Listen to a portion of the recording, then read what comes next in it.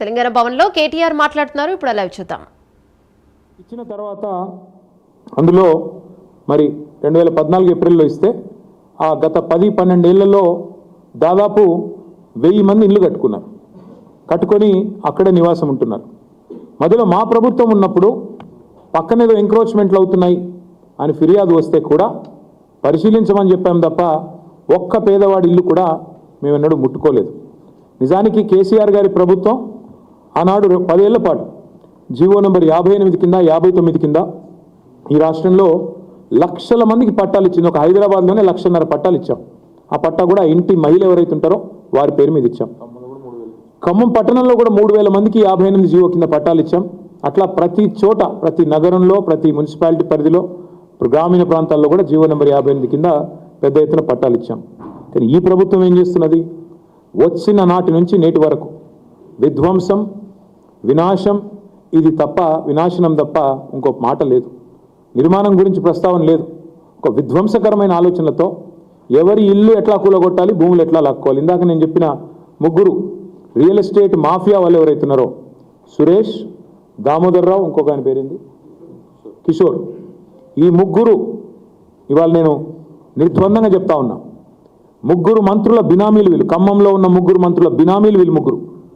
వాళ్ళు ఆ ల్యాండ్ను హస్తగతం చేసుకోవడానికే ఇవాళ చేసిన డ్రామా ఇదంతా.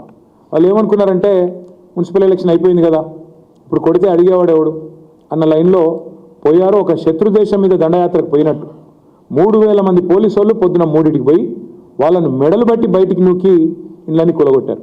మీరు చూశారు వీడియోలు. ఒక అమ్మాయి అడుక్కున్నది, 10 నిమిషాలు నా ఇల్లుని చూసుకుంటా అన్న, ఆ తర్వాత మీరు కూలగొట్టండి, 10 నిమిషాలన్నా దయచేసి దండం పెడితే కూడా కనికరించలేదు, కరుణించలేదు. ఇష్టం వచ్చినట్టు పిల్లలు వాళ్ళ పుస్తకాలు, బ్యాగులు తీసుకుంటామంటే కూడా ఇనలేదు, మెడలు బట్టి నువ్వు బయట పారేసినారు. మేము పోయి మేము అడిగాం ప్రభుత్వాన్ని.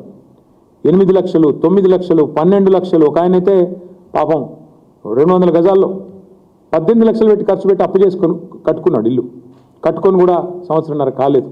కాబట్టి ఇట్లాంటి పట్టాలుండి, అన్ని రకాల హక్కులుండి, యాజమాన్య హక్కులుండి ఇల్లు కట్టుకుంటే మీరు ఎట్లా ఇలా కొడతారు అంటే ల్యాండ్ మాఫియా అంటారు. ఎవరండి ల్యాండ్ మాఫియా? ఇప్పుడు నేను చెప్పిన సురేషు, కిషోరు, దామోదరరావు వీళ్ళు ల్యాండ్ మాఫియా. మా వెనకాల ఉండి నడిపిస్తున్న ముగ్గురు మంత్రులు మీరు ల్యాండ్ మాఫియా.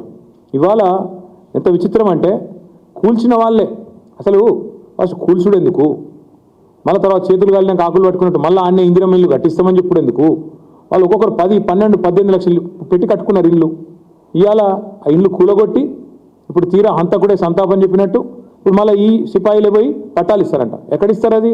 అక్కడ ఇవ్వరంట. ఎందుకంటే ఆ రియల్ ఎస్టేట్ మాఫియాకి అడ్డం వస్తుంది కాబట్టి పక్కన ఎక్కడో ఇస్తాం, అది కూడా అందరికి ఇవ్వరంట. ఇప్పుడు వాళ్ళకు వచ్చిన ఇబ్బంది ఏంటి అంటే మంత్రులకి శాసనసభ సమావేశాలు ప్రారంభం కాబోతూ ఉన్నాయి 16 నుంచి. మేము వదిలిపెట్టాం, అటు మండలిలో ఇటు హౌస్లో నిలదీస్తాం, ఉక్కిరి బిక్కిరి అవుతారు. ఎందుకంటే వీళ్ళ రియల్ ఎస్టేట్ మాఫియా భాగవతం బయటపడితే తట్టుకోలేరు. అందుకే ఇవాళ ఆగమేఘాల మీద పట్టాల పంపిణీ నిర్ణయం తీసుకున్నారు.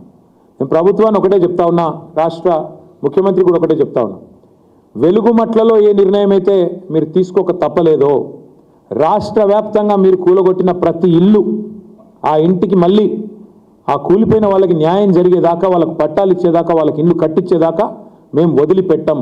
ఇది రాష్ట్ర వ్యాప్తంగా హైడ్రా కావచ్చు, మహబూబ్ నగర్లో దివ్యాంగుల కాలనీ కావచ్చు. ఎందుకంటే మీరు చెప్పారు మీ మేనిఫెస్టోలో, ఏం చెప్పారు మీరు?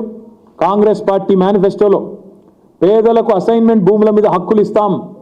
మీరు చెప్పిన మాట, నేను చెప్తున్నది కాదు. పేదలకి అసైన్మెంట్ భూముల మీద హక్కులు కల్పిస్తాం, యాజమాన్య హక్కులు కల్పిస్తామని చెప్పారు. ఇంకా చాలా వాగ్దానాలు చేసినారు మీరు ఏది భూముల విషయంలో. ఇవాళ అట్లాంటి మీరు భూ మాఫియా చేస్తూ ఇవాళ ఆగమేఘాల మీద మళ్ళీ ఇంకా ఈ దిక్కుమాల పని చేసిందే తప్పంటే తప్పుడు పని చేసి మళ్ళీ ఇంకా కవరింగ్ ఇస్తున్నారు. ఇంకా విచిత్రం ఏంటంటే ఇది 147, 148, 149 3 సర్వే నెంబర్లు. మొత్తం పట్టాలు 1895 ఇచ్చారు. అందులో కట్టుకున్న వాళ్ళు దగ్గర 1000 ఉన్నారు. ఇప్పుడు ప్రభుత్వం 400 మందికి ఇల్లు ఇస్తా అంటుంది. ఇది ఎక్కడ న్యాయం? కట్టుకున్న వాళ్ళు 1000 మంది ఉంటే నువ్వు 410 అంటే ఏందన్నట్టు? ఇది బ్రిటిష్ వాళ్ళలాగా విభజించు పాలించన్నట్ట. నీకు నచ్చినోడికి ఇస్తావు, లేనోడికి ఇవ్వవా? అంటే అసలు కూల్చిన ఇండ్ల సంఖ్యకి మీరు ఇచ్చే పట్టాలకి పొంతన కూడా ఉండదా?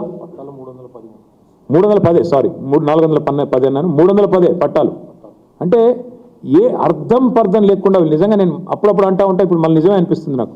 వీళ్ళు సర్కారు నడుపుతున్నారా సర్కస్ నడుపుతున్నారా మాకైతే అర్థం కావట్లేదు.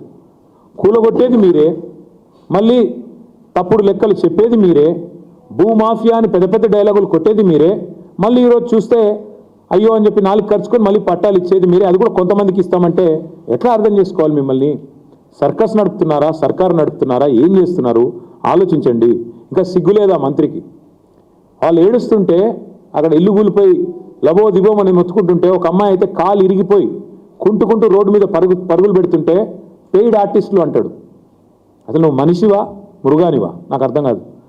నిన్ను అన్నా నీకు ఓట్లేస్తే ఖమ్మం జిల్లాలో ఇదా నువ్వు చేసే పని? అందుకే అంటా ఉన్నా, ముందు ఈ 3 మంత్రులు ముఖ్యమంత్రి రేవంత్ రెడ్డి ఆ పేద ప్రజలకి ఎవరి ఇండ్లైతే మీరు కూలగొట్టారో అవమానించే మాటలు మాట్లాడిన దానికి, ఇండ్లు కూలగొట్టినందుకు, గత 10 రోజులుగా వాళ్ళని రోడ్డు మీద నిలబెట్టినందుకు, ఎండకు వానకి ఇబ్బంది పెట్టినందుకు ముందు బహిరంగంగా క్షమాపణ చెప్పండి. అడ్డమైన కేసులన్నీ పెట్టారు వాళ్ళ మీద. ఏమడిగారు వాళ్ళు? మా ఇండ్లు కూలగొట్టొద్దని అడ్డం వస్తే అడ్డమైన కేసులు పెట్టారు వాళ్ళ మీద. ఫస్ట్ ఆ కేసులు విత్డ్రా చేయాలి.